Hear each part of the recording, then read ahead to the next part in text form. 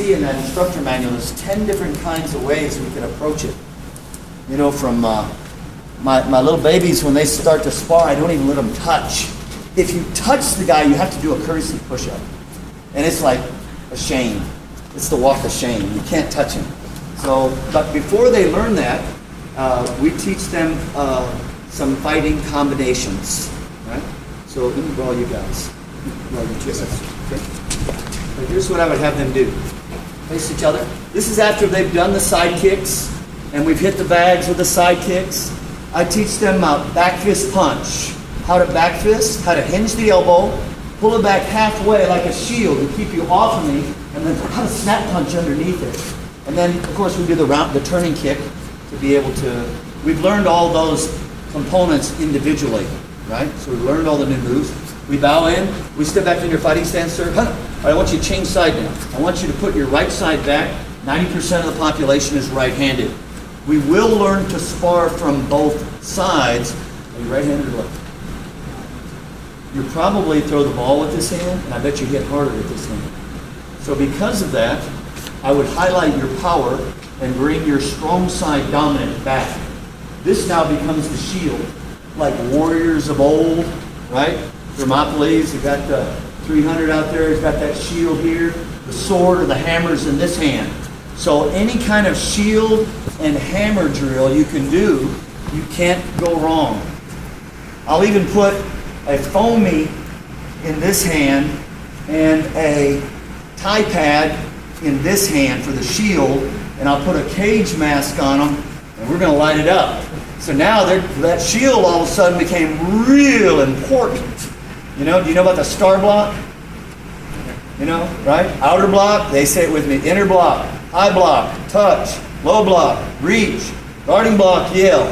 And we do that over again. Out. And you teach a large group of kids 5 blocks in just a second, called the star block.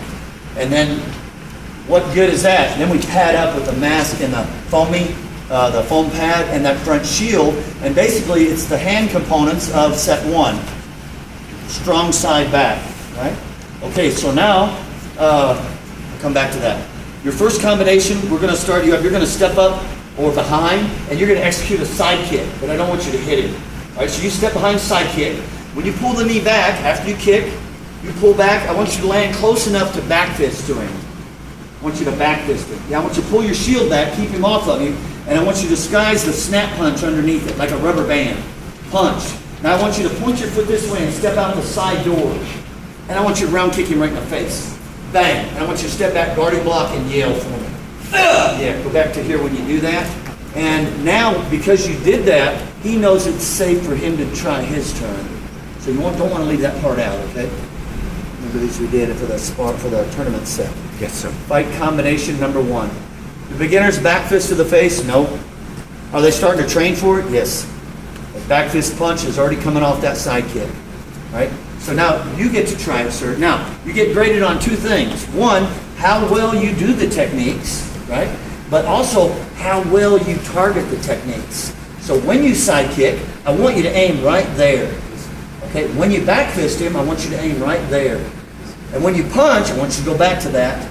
And then when you round kick him, you're going to aim right there. Got it? Okay, ready? Go. Side kick. Bullseye. And number 2. Okay, number 3.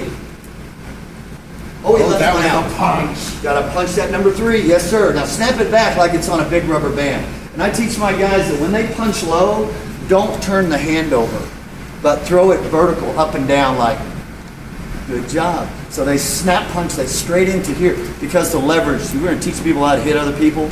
You can't turn it over this way when you go down. It's not going to work. You bring it this way, it's going to be correct. So if you go to the body, even at white belt, I teach them that vertical punch to the body. I got little baby kids back fist snap punching really hard. It's like it works for them. So this would be fight combination number 1. And we would drill this back and forth and back and forth. You guys get a high five, you're done for the day. Next class, we come back. We did the first half, somewhat similar, high energy, warm up, sizzle time, 1-word commands, listening, looking, all those commands, doing the basic drills, and then we do whoever's going to do the black belt training that day, if anybody, and then they'll come back for black belt training. We walk through the pattern. We're going to name it. Name that stance. Name that hand technique. Give me the yell. Or we're going to count. You know, something different each time. About 4 reps. That's it. No more than 4. 3 or 4 reps. Now we're going to face each other. We go right back into sparring. Quick review number 1. They did number 1. Now number 2. Number 2, I want you to step up. And you know hook kick? Of course you don't. We go to the rail. We work on hook kick. And we teach them the count structure of hooking kick. How do you teach hook kick, sir? How do you teach hook kick? I use the rail, and I have them side kick off at an angle and then pull through. Don't kick themselves in the rear end. How do you teach hook kick? Very similar. How do you teach hook kick? Interesting. I'm curious to see how everybody. It'd be neat to see what everybody does. Sure. What everybody has evolved to. All right, that works. All right, so we got that X-ray paper and we're hook kicking a bunch. You step together, hook kick it, land together, and get away from it. So like the string ball, the pendulum game, like this. He's learning how to kick and get back. If you don't teach this way, when they start to fight, they'll kick and then fall forward, which can be a bad deal. Or have what's called technically a bad experience when you step inside and get smacked, right? So it's very important you step together, kick and step together and get away. So you might have them do this drill first. But after we've led them up to that ability, now we complete the combination number 2. Hook kick, and just as a drill to keep your knee up, sir, I want you to come right back and round kicking for me. Okay, can you do that? Can you hold your knee up? Okay, ready? Go. Step up, hook kick, round kick, and then land forward. Yes, sir. And then point your elbow right at him, and I want you to back fist right there without hitting him. I want you to pull back halfway, so if he charges you, you've got him held off. And I want you to thumb up, vertical punch, snap low, 1, and I want you to pull this one back and punch number 2 with this other hand. So you did a back fist, 2 punches. All right, let's go back and do that again. Ready? Steps up together, hooking kick, round kick, back fist, 2 punches, 1, 2. At this point, you're going to step away, shoulder wide, and lock down your feet. A spin connector stance.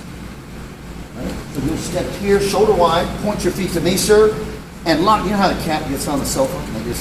That's how I want you to do, just like that, okay?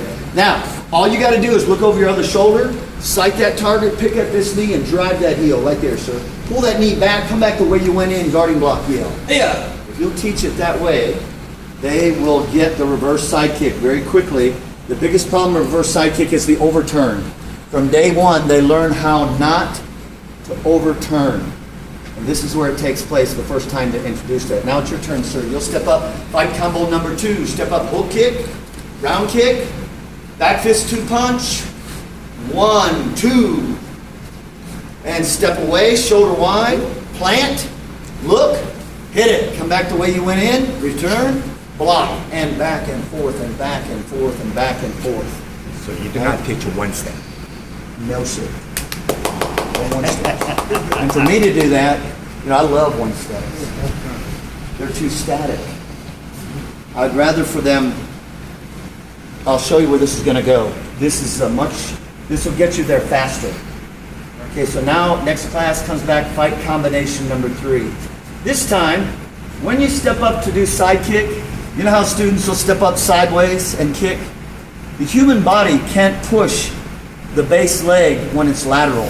When the human body pivots, the base leg can drive energy into the kick.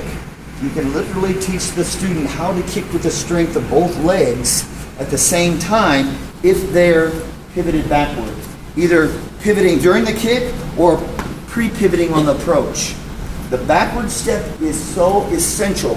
We do thousands and jillions of those on those Wave Masters, and my guys are trained to look for that footwork, and we make a big deal out of backward step. That's the first thing they got to get. Okay. Now, when it comes to round kick, game change. Now, when you step together, let's say that your opponent is always 12 o'clock. Kids don't know the face clock because they have digital. Now, so see that clock? See that big number on top? That's him to you, okay? So what you're going to do is you're going to step up with your feet together at 2 o'clock. Bring your toes up together 2 o'clock. Good. Now I want you to take your knee, your kicking knee, and I want you to pull it back to 10 o'clock. I want you to, yeah, just like a jet wing on a plane, right? Now you're going to kick and pivot to 12 o'clock. Twice. 1, 2. Well, you got most of it, so you can pivot all the way. Ready? 2, 10, 12. And that's how you teach them the lead leg round kick. When the leg starts to come forward, you engage the pivot. And it's easier to teach them double round kick than it is single round kick. To go right to double. Are you guys ready for a challenge? And then I say that, the whole class says, "Bring it on, sir!" And they go, "Bring it on, sir." I said, "No, you got to say it right. Bring it on, sir!" And they go, "Bring it on." So they say it kind of weird. They laugh, we go for it. Bang. So he steps up again. 2 o'clock, 10 o'clock.